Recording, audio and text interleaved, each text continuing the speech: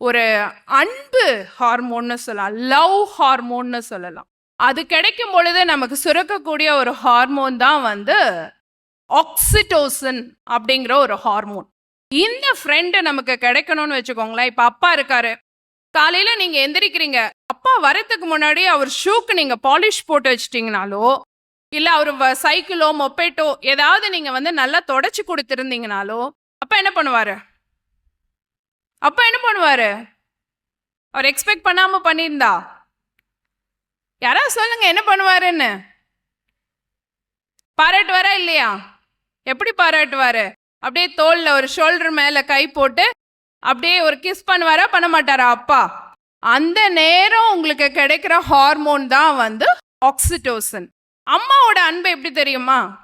நீங்க சாப்பிட உட்காந்துருப்பீங்க, உங்களுக்கு அது பிடிச்ச டிஷ்ஷா இருக்கும், உங்களுக்காக மற்றவங்க கிட்ட இருந்து அதை எடுத்து வச்சு உங்களுக்கு மட்டுமே பரிமாறுறது தான் அம்மாவோட அன்பு. அவங்களுக்கு அப்படிதான் காட்ட தெரியும், உங்களை கூப்பிட்டு உட்காத்தி வச்சு காமிக்க தெரியாது. இதே கூட பிறந்த அண்ணனோட அன்பு எப்படி இருக்கும் தெரியுமா? நீங்க ஏதாவது பண்ணீங்கன்னா டொங்குன்னு வந்து மண்டை மேலேயே கொட்டுவாரா? அவ்வளவுதான் அவருடைய அன்பு. தங்கையோட அன்பு எப்படி இருக்கும் தெரியுமா?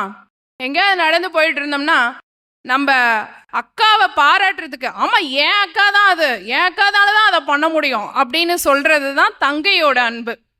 ஸோ உங்களை சுத்தி இப்படிதான் வந்து உறவுகள் வந்து அன்பால பின்னப்பட்டிருக்காங்க. இந்த உறவுகளுக்கு மத்தியில நீங்க வாழ்ந்தாதான், நீங்க தனியா ரூம்குள்ள போட்டு கதவை சாத்திக்கிட்டு நான் படிக்கிறேன் அப்படின்னு மொபைல் ஸ்க்ரோல் பண்ணீங்கன்னா ஆக்சிடோசின் கிடைக்காது.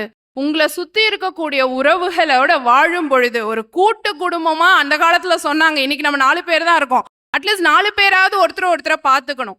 இப்ப கிடைக்கிற ஒரு ஹார்மோனுக்கு பேரு தான் வந்து ஆக்சிடோசின் அப்படிங்கிற ஹார்மோன்.